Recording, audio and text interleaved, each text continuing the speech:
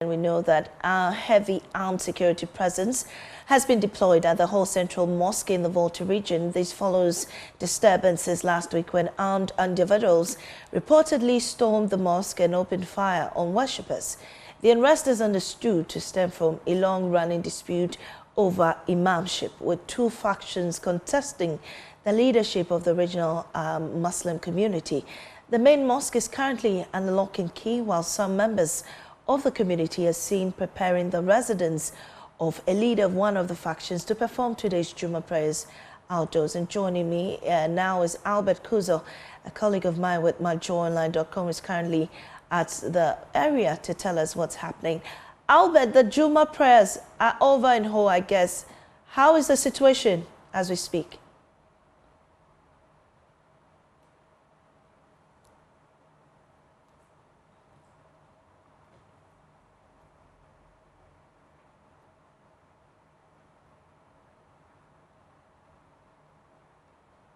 We're still trying to get a good connection with Albert, but we know on your shorts, this is the preparation for the Juma prayers at the whole, near the whole Central Mosque, we assume. The issue is about the dispute between two leaders for the imamship in the area. And already we know that the Central Mosque has been closed because of the current security situation in the area. And we go now to Zoom and speak to Richard Kumado, who is a security analyst and joins us well to try to connect with my colleague Albert on this matter. Mr. Kumado, we're grateful for your time on the polls this afternoon. At least we understand for the safety of the Muslims in the area as well as residents there, the whole Central Mosque has been put in the lock and key. But we also know that some of the Muslims are gathering in one of the factions' residence to conduct the Juma prayers. Looking at how things have gone on, we know that the security personnel in the area should have made arrangements for the Juma prayers, but that wasn't done, and that, you know, angered the Zongo community in Ho. Looking at how things have been carried out till date, what will be your view on what's gone on so far? No, as part of a standard security management procedure, to the extent that people went into the mosque and shot guns, the entire mosque has become part of the crime scene for investigative purposes for the Ghana Police Service. So if you hear that the mosque has been under lock and is being manned by the heavy police armed forces, it's because the investigations have not been completed and the police didn't want to release the mosque to them until the issues have been resolved. It is not the duty of the police and the responsibility of the police to ensure that people come back into the mosque because they are fighting over who become the head of the imam in the area. The police may provide policing, or law enforcement officers may watch over the two factions in their respective avenues for where they want to pray. But coming into the mosque, it is big after the issues have been resolved. So this is where we are. But seeing that there were no alternatives for worshippers in the area, and looking at that, these worshippers are moving to, I suppose, the other faction. Is that all right, security-wise? No, I think if the police identify the two factions, they may separate them, or they may provide key policing activities around where the prayers are going to be held. And the police will urge the authorities along the two factions to resolve the issues. Until the issues are resolved, then their prayer in the mosque will become a bit of a challenge. And that is where we are. I want to urge the authorities among the two factions to be able to resolve as quickly as possible. Other than that, from the position of law enforcement, or as part of law enforcement procedure, they wouldn't allow the two factions to enter into the mosque to be able to shoot guns again. And it's unfortunate as it takes, but that is the reality we have to face. And it's unfortunate it happened that way. Well, hold on for me. Let's go back to the Volta region and at least understand the situation currently. Albert Kuzo joins me on the phone lines. Albert, what is the situation as we speak? Are the Juma prayers over? Yes, the Juma prayers actually, but the actor, again, that is prayer. So as I speak, they started coming numbers. Gathering one of the fashion house is the person of after now residents. That's where they are gathering to perform the evening prayer. This is because the Central Mosque is locked or under a heavy lock. I just walked into that area and Albert, we seem to be having difficulty, but we'll try and get a clean line to you. But let's get back to a security analyst on this. We are talking about the shutdown of the whole Central Mosque has become an issue of concern for Muslim worshippers in the whole area. But so at least now we know, we're talking about the fact that worship has been transferred to the house or the home of one of the disputing factions.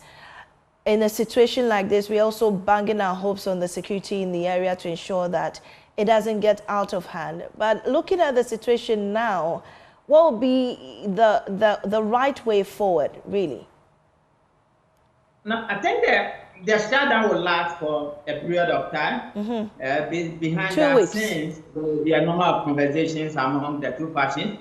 The Minister of Interior will get involved. The police hierarchy will get involved until they are able to resolve and until investigations are over, because the mosque has become part of the crime scene element. It will be unfortunate to open it out onto them, and that is the reality. Number two, the police will ensure that police activities takes place around any area they may decide to hold their prayers. And until that, those who took the action of shooting guns and killing people or injuring people will have to be dealt with. Until that is done, justice will not be served, and the issue of retaliation will be on the drawing board. So it's unfortunate, but this is the reality on the ground.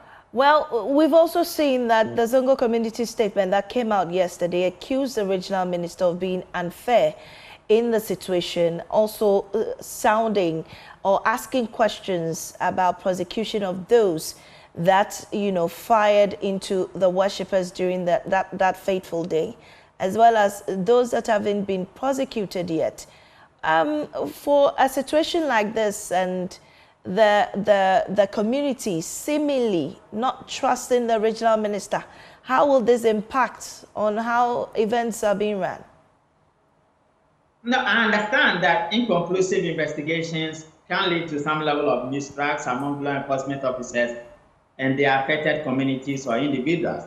Non-punishable offenses will always rationalize bad behavior, and it also ensures that those who have become victims will always agitate against the police. And I also understand that the regional minister is the head of RISE, and that is why accusing figures will be pointing at him. But I think the communities or the Muslim community will need to work rather with the IGP and rather with the police hierarchy, so that the police get to the bottom of this and investigate and make sure that the perpetrators are arrested. Fortunately for us, the Minister of Interior has gotten involved and has an interest in this particular matter. I will urge that the BNI and the police will get involved, investigate the matter, make sure perpetrators are arrested and prosecuted, and that will bring some level of closure to what happened on the day. Unfortunately, as it takes, violence has no place in our religious circles. Violence creates division, and violence can create some level of distractions among them. And this is the reality we are facing on the grounds now. Well, Mr. Kumado, I'll come back to you again. Let's try and get Albert on the line to understand the current situation. Albert, is it better now? Can you hear me? Yes, only if I can hear you. Great. You cannot hear me. Yes. Okay? Yes, it's fine. So what's the situation now? Yeah, so the situation is people are still gathering for the evening prayer. That is the Azhar prayer. Earlier, we know they held the Juma prayer in the house of one of the parties in a person of Alpha Anas Al-Haji. But as I speak to you, they started gathering again in their numbers to perform the evening prayer. And again, in the residence of Alpha Anas, not in the Central Mosque. For the Central Mosque, it is still locked, and heavy security presence is there now from the Ghana Police Service, the military, and the National Security Authority. They are all there now going around, in and out around the Zongo community. Yeah. Right. So, Albert, how would you describe the mood, the worshippers gathering, to say their prayers on their faces? What's the mood, really? Well, I can report that there is nothing like they are in fear, or you can't say there's something like a dispute here in the Zongo community. They are smiling, going up and down, doing what they are supposed to do. A few minutes ago, I was able to interact with some of them, and they are telling me that yes, the mosque works, but then that cannot stop them from performing what they are supposed to, or that distract what their religion. So they will continue to do what they are supposed to at those steps. And also, why now one of the parties goes, instead of getting a place, a neutral ground where two sides come together, and they say that those because they believe the outcast they are doing that. That's why one the point of guys follows the president to first. We are told they are living happily. There's nothing showing that there's a dispute among them. But when it comes to security and safety, some of them are claiming that mostly the women they are living in fear because of the heavy or armed security presence here for the past 3 days. They are living in fear. The children are not able to move freely. Some also allege that this dawn, when the security were deployed, they actually tagged them from the mosque. There's this tree around the mosque where they see in the morning, in local communities where they have rest. But when the security arrived today, they were forced to leave the premises. So these are some of the concerns they are raising, that the security presence is creating fear and panic among them, especially children and women. But let's come to the worship area today. I mean, where they held the Juma prayers and also preparing to have their evening prayers. Has the security extended their services or their men towards that side as well? Not at all, not at all. As we speak, they are based at the Central Mosque. I tried to speak with the head of the person who is leading the team, the security team, but he declined to speak to the media. So as we speak, no, they are not here. It's not related to the residents of Alpha Anna. They are based at the Central Mosque, and the Muslim folks are also doing their thing in this fashionist house, where I am currently reporting from. So, have you heard anything from the other side? I mean, this is the home of one faction. Have we heard anything from the other side? Are they also trying to, hold their own prayers? Good. So I know the family house of the other side. I was there during the Juma prayers, but there was nobody. Some of the women I saw in the house, they don't have any authority to speak unless we hear from Haji Munir, who is the other person, or who is the other person who was not around. Right now, as we speak, they are also not gathering. And I understand that allegedly, they do not have any space to perform prayers here in this Zongo, the main Zongo community. That is why they are nowhere to be found.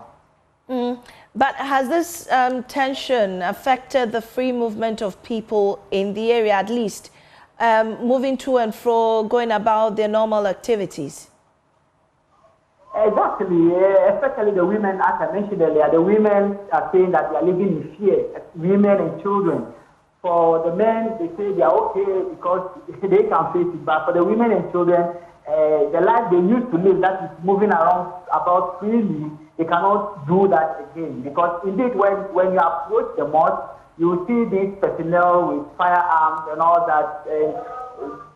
The ones that build their bodies, you see them, and there's a fear. Yes, so for the women and the children, they say how they go about it, they cannot do that.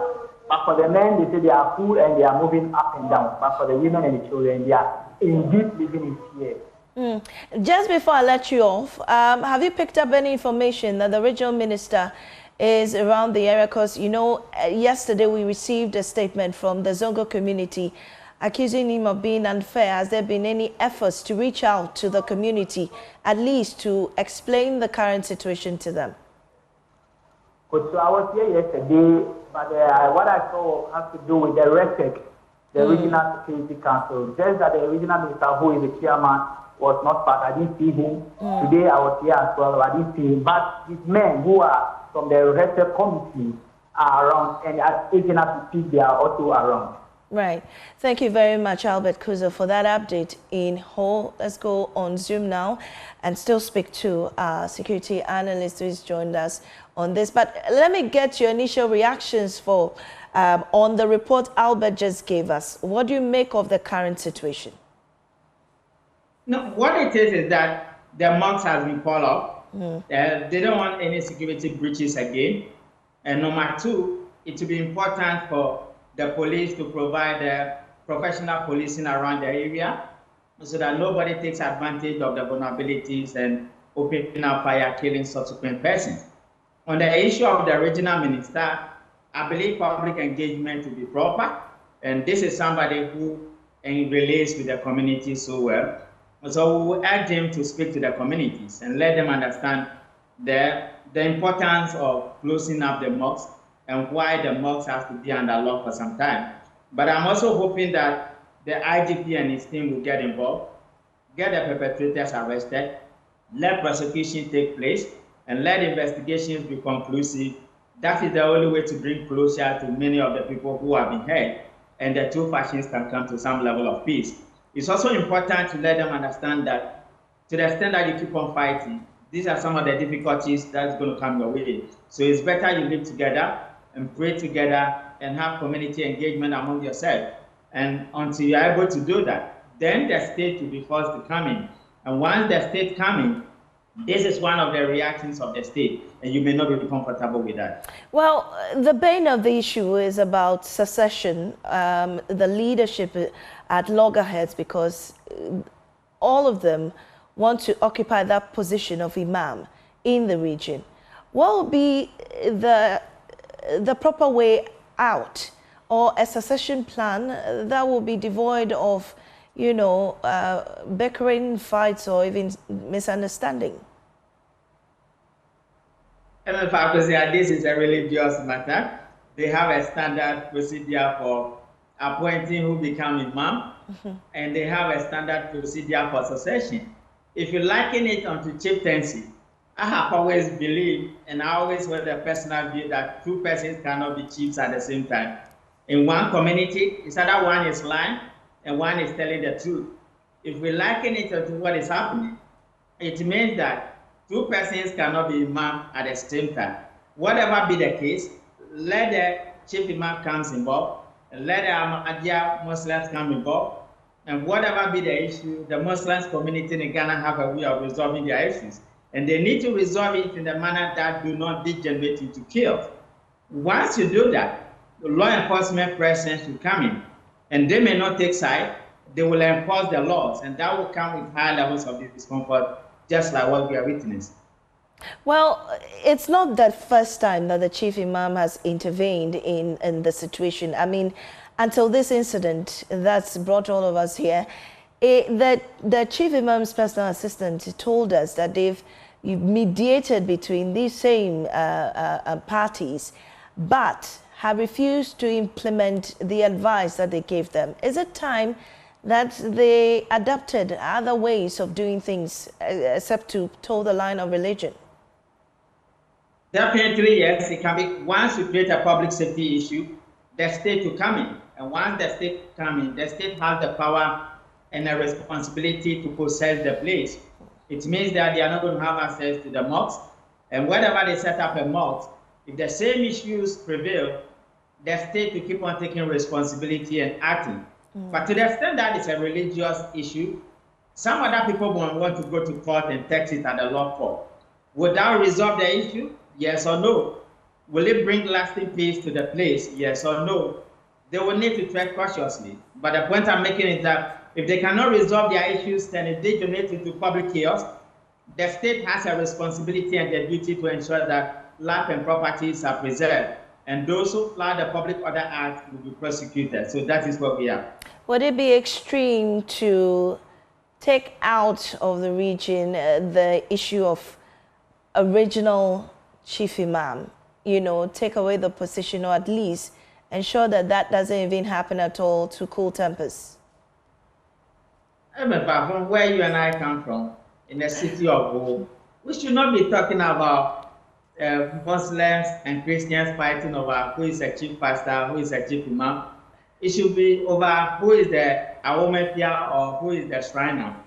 And people want to go to shrine and pour libation. But you see what Christianity and Islamic is doing to our region. I am thinking that our people will need to act with circumspection. They will need to calm down and act properly.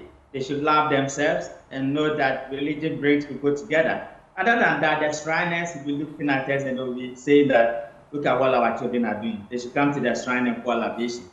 And I want to believe that Toby Afede and all the persons of the area, our elders, our aunties and uncles, even though it's our brothers from the Muslim side that are fighting among one another, they should get involved and call them home. And let tradition prevail, let peace prevail, let harmony prevail, and let development come to whole. We cannot be developing whilst we are shooting and killing one another. It is not acceptable, and we have to condemn it in this sense. So after 2 weeks, if they are not able to resolve these issues, what would be the way forward? Because now the mosque has been closed or shut down, which is also preventing others from saying their prayers. What should be the alternative? What I know is that if after 2 weeks they are not be able to resolve, then national security will take a decision, and RISEC will take a decision, IGP will take a decision, Ministry of Interior will take a decision, and if it means that they will have to prolong it for a very long time until they are able to resolve their internal issues, that will be the best way forward. Right. Having said that, those who shot the gun will need to be arrested, and the perpetrators must be prosecuted. That is also one way of bringing trust and of bringing liberty and freedom to those who have been hurt and those who have been injured. Until there's a closure, it's going to linger on, and there could be some level of retaliation, which might be more deadly than what we witnessed in the first place. I'm very grateful, Richard Kumado, security consultant, for joining us this afternoon on The Pulse. Enjoy the rest of the day.